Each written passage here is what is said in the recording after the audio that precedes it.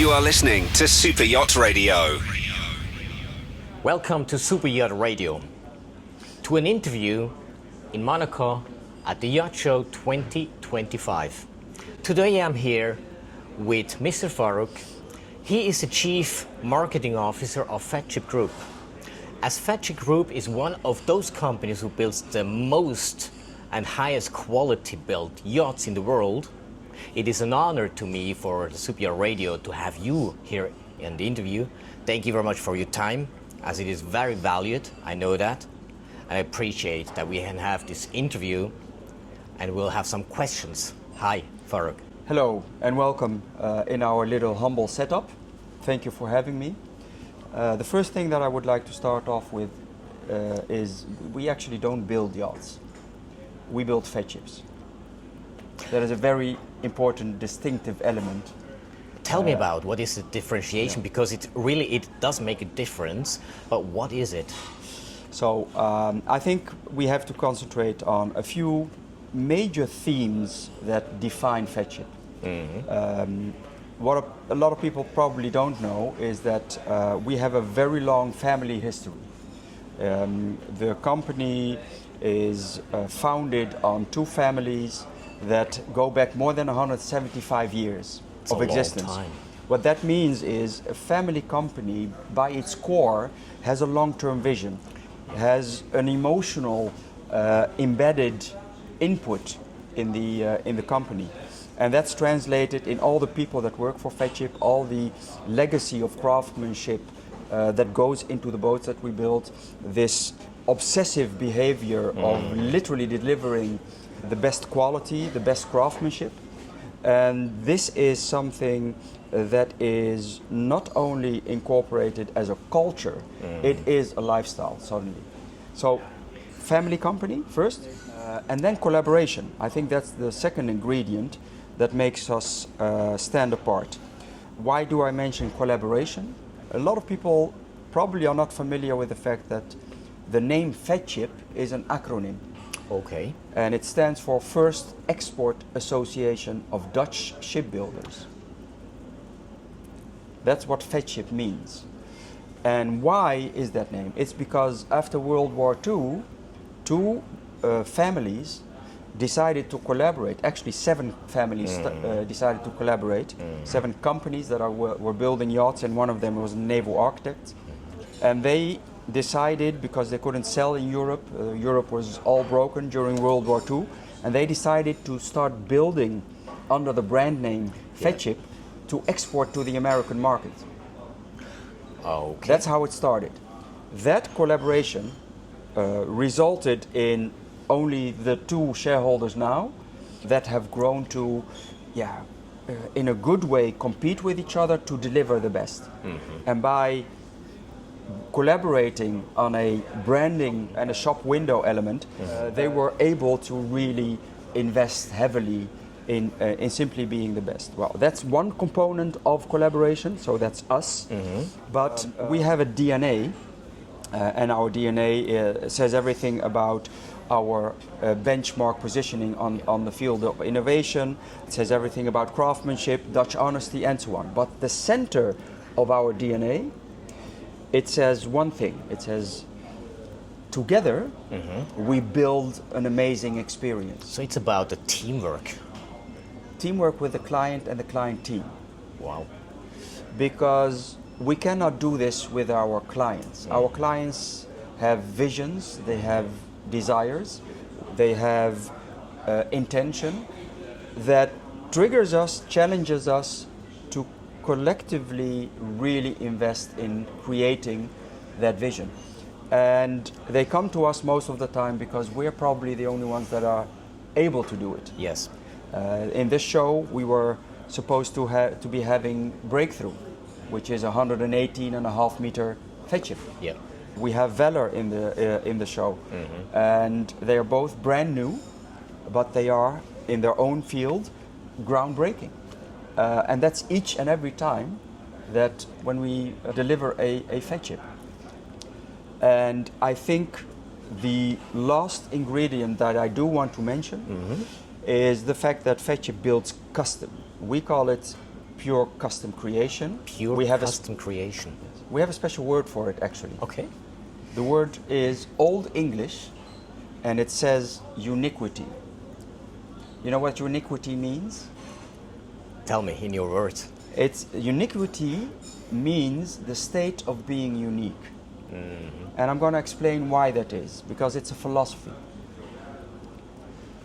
When you're building a one-off each and every time, and you're building so much innovation into that one-off, only one boat, it becomes this one-off Feadship built for one client with the latest innovative technologies that are available. And we're doing that one after one after one. Again and again. Again and again. So we're constantly resetting the boundaries on a constant basis, on every front. So that's how you actually also grow as a company with Literally. everything. In any other company, take semi-custom builders or series builders, there are very good builders out there. We respect them all. But you have a portfolio of 20, 30, 40 boats in that same model and that same... and after those are sold, they will start with a new innovation. But it takes a few years to then, with us, it's literally each and every project that comes. Is that what actually also makes the influence of the, I call this the DNA, as you mentioned it? Yes. Because the DNA lives as well and grows as well. So every single day when you get up somewhere in working for with Feadship, it is something like a new reborn energy that comes in. Yes. And influences also the process to have the best. That's the element. That's why I'm saying it's in our DNA. We call that relentlessly setting the standard. So it's not just being a benchmark in innovation or craftsmanship, but we relentlessly set the standard. That is a drive. That says something about the intention. That says something about what and how Feadship works. The collaborative effort, the people that are doing the actual work, we are really a family. I know everybody looks at us as a corporate organization, big, and we are, and we're proud to be, but we still have this mentality of like a family, teamwork, collaborating in a family type of way. And that is very much embraced. How much then, because it's about family work, yes, how much value do you put into respectfully being around with your employees and everyone? It doesn't matter which position that one have. How important is that for you in the Feadship? Yeah, first of all, I think the average Feadship employee gets the ability, and we stimulate that, to do what they do best, to grow in what they do best, to also nurture the impact of creativity. So for instance, let's take marketing, for instance. Our team at marketing, everybody is allowed to bring in input, to come up with new ideas. Not everything that we think of can be executed, but we work as a team. So you take it doesn't come from one person. It's always a team collaborative, and it is always a team effort. And if you put all of that together, then it becomes something magical. And that's the way we work also on the work floor, where the real work is done. At the front. We are only visible, giving interviews, and everybody sees our faces, but the real work is done by my colleagues that I cherish very much. It is everybody that is, because everybody looks at Valor or Breakthrough or any yacht Feadship brings out, but those are the real hands that make the difference. I think that's one of the great impacts on how you behave with the employees, that they are kind of the same level as a human being and respected and also heard, which in many other companies I realized that the leaders do not listen, they don't hear it. But I have now really this strong feeling, and also the feedback from you that actually underlines it. That it is not about just the leadership, it is really about the whole group, the family, those who work at the forefront. Yes. Because they are the builders, as you also said, and you are the one who build and to create together the team, the right team with Yes. this attitude to build such kind of iconic So- yacht? We nominate our employees to participate in award ceremonies, for instance. But every yacht that is delivered, we try, together with the owner, we try to organize a launch party for all the workers to celebrate and thank them still for the amazing work that has been done. Yeah. These are all elements of celebrations, but also a big thank you of Yeah. appreciation. And it is absolutely important. It's difficult to maintain people. So everything has to be in place. You have to have good apprentice programs. You have to give people good guidance to grow in a period of 5 years, to become more specialized than you already were. You're allowed to make mistakes, but we try to also grow Yeah. in becoming better and better and better. And we have master carpenters, for instance, and they take a junior carpenter 5 years, letting them learn and shape craftsmanship yeah. to really create the unexpected and the most beautiful. Awesome. Now, a personal question to you, Faruk. Yeah. You didn't work your whole entire life with Feadship. No, it's 12 years now, I think. Now, the question because of that comes, what made it happen that you made the decision to work with Feadship Group? Well, first of all, I knew Feadship actually before I joined, and you could say who doesn't know Feadship, but I was actually invited for a vacancy that they had, and twice. And the second time, I literally had the opportunity to come on board with something that is very dear to me, which is marketing and branding. Yeah. And we came to an agreement, and from that moment on, it feels like a warm bath. It feels like it's a long-time family that I already had, and I'm still here. And I'm sure you will remain being here because your ability and also your experience that you brought in and have grown as well within this last 12 years. I think that's an invaluable value that should remain here. Now, in this regard, how important as a marketing officer, Yeah.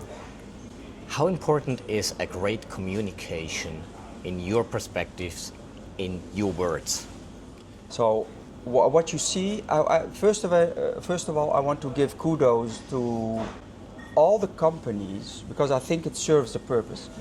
All the companies that have invested in bigger marketing and branding teams, understanding that branding is something that is elementary to positioning yourself. Yeah. So what I see is, in the past, it was the PA that was doing a little bit of marketing, what they call marketing, on the side. Now you see fully specialized teams that are really working hard to position themselves. Why is that important that we do that collectively? Because it professionalizes the whole shop window of the whole industry. It's about our collective presentation to the world. So that's a very important ingredient. Yeah. But I still think we are a very conservative market. Okay. And the reason for that is because we are way too much very, very product oriented. And sometimes we are forgetting that we are not selling a rational product. We're selling an emotional purchase. And if you buy your private jet, you're going functionally from A to B in a very luxurious way, but it does have function and purpose. Yeah.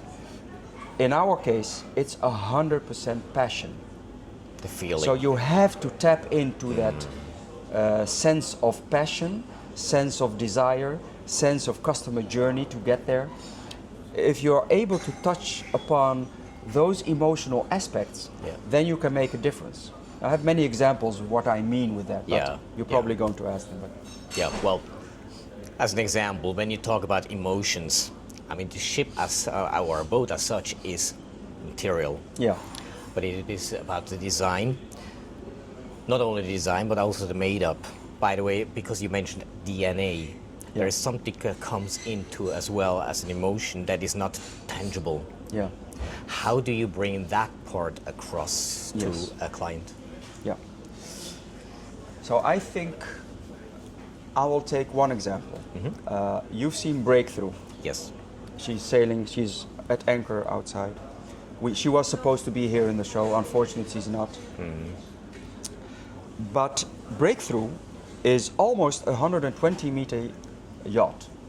It's a 120 meter machine. But if you look at the silhouettes of her shape, if you look at her overall dimensions, if you look at her profile, she doesn't look like 120 meter. No. Because normally at that size, they all look like cruise ships. It becomes a very rational, functional boat normally. Yeah. Now we have literally created a visual masterpiece. Together with RWD, our teams have collectively approached how we are going to work the design out. And what you see is a beautiful design language that translates simply into beauty. It's literally, if you look at the lines and the shapes, it's, I think, something that is so extraordinary for that size category. Yeah. And how do we make it work is because we totally engineer, and we have so much experience in the engineering process, is to translate design in makeability. So that's actually Because also you can create shapes that are very complex and difficult to achieve. You can think of, oh yes, let's do hydrogen propulsion, because we need to set the standard again, relentlessly setting the standard. But if you don't translate design into real makeable approach, then you're nowhere. So we have R&D teams, we have amazing engineers and designers and naval architects that are working on this collectively to make sure that we are able to design or create beauty and translate that in real tangible asset. That's where emotion and technology comes together. I think in my that's view. something that really Feadship is extremely great and professionally. And that's actually also the journey that you explained before. Yes. That every single boat is made up by itself. There is nothing that actually can be competed within the Feadship group as well. Every single boat is a new, unique one. Well, the funny thing is I get many times the question, what is your favorite Feadship, for instance? Yeah. Tell Very me, difficult. what is? Well, a very difficult answer to give, because in the end, I think design is always subjective to taste. Yes. So what I love to say is beauty is always in the eye of the beholder. Correct. You cannot debate about that. No, it's- Everybody has different taste. For me, I love where the flairness of yachts that are normally sailing yachts, Yes. and the flare bows and the elegant lines, when they become a motor yacht. So for me, for instance, Syzygy is a very beautiful boat. Obsidian, I love very much, but I also loved Savannah in that sense. I've been on board of Najiba, and Najiba has an amazing exterior-interior combination. We have Valor now, and now suddenly Valor is my favorite new boat. So it's continuously evolving, continuously changing. It's very difficult. Especially Yes. with this quality and this kind of made-up of the boats as well. You should see outside. We have a project we call Thalassa. It's a big model. You should see her in our. So with this, you're most invited to come and see it. But yeah, that's also another example of how materials, the use of materials translated to design, that makes it magical. It's really beautiful. Wow. Well, let's go into a few last questions. Yes, please. Which is one, where do you see Feadship within the next 5 to 7 years from now on? Because the market is evolving also regarding environment protection, sustainability anyway. Where do you see Feadship in the next 5 to 7 years? Yes. Well, as you might know, the world around us is changing. The demographics are changing. There's new breed of clients coming in, younger also, but also from different cultures, different nationalities, different regions in the world. So that global approach is still going to be achievable, and we're going to maintain that because we've always been that way. But what has changed is the enormous complexity of yachts, and that is really something that we strive to really roll out in the best way we can. Yeah. If you look at sustainability as a factor, we have the aim of being net zero in 2030 and beyond. We're already achieving that because if you have a breakthrough, we have the ability to sail net zero for a period of time using the hydrogen system behind it. And we do that now with many projects. Valor has the ability to sail only on its battery pack silently 48 hours. 48 hours. And that is a great achievement. If you compare that to Savannah, and we're talking about 10 years, it has a huge evolution of what battery and the number of megawatts can do. It's grown by factor 10 in the last few years. And that is an innovation drive that will maintain its course for us. So I think those milestones, our vision for what we want to create in the next 5 to 10 years, being fuel flexible, because net zero means that we have to embed a system of fuel flexibility, because it could be hydrogen, but it could be methanol, it could be biofuels, it could be LNG, it could be conventional fuel. So that you remain flexible for the clients' and in a far future, maybe even nuclear becomes a thing, because everybody's now hyping it. It's not possible now. And I can tell you the next few years it's not going to be possible, but everybody's talking about it as if it's there tomorrow. Yeah. Simply not true. But we are part of a consortium talking about it. That's something that I see anyway with Feadship, the readiness in the mindset. Yes. That's also something I realize it's like a part of the definition of Feadship. Even if there is something not possible yet, but you still have it in the mindset already. Yes. That when it comes up, that you are ready to actually take the steps necessary. So the Feadship philosophy is, we have a beautiful, we have a visual at the office. It's in our marketing manifesto. We have a beautiful marketing manifesto. Can I have it? Unfortunately, we cannot share that with the outside world. Okay. But this I can share, and it says in big words. It says, "Why," and then in small letters, looks so much better with the word "not." Why not? It's an attitude. Awesome. Well, that's a very good transition into my last question, which is, you have so much knowledge, experience and years in the market, and you're a specialist in the marketing and branding. If you meet the younger generation and if you would have one advice, the very best advice in your perspective to give them to go into a step towards the same position as you are, what would be that advice? Yeah, I would say 3 things basically. First of all, do you think I'm doing my own social media? I don't think so. No. So the young people are already in the company investing in creativity, and they are already part of our ecosystem in marketing. They get the opportunity to be creative. So invest in your own creative spirit in marketing. If you want to be in the marketing field, invest in your own creative spirit. Make sure that your environment gives you also that space. So that's one. Second, please network in the appropriate way. Yeah. Make sure that you know the right people and that you know where you enable yourself to profit from that network.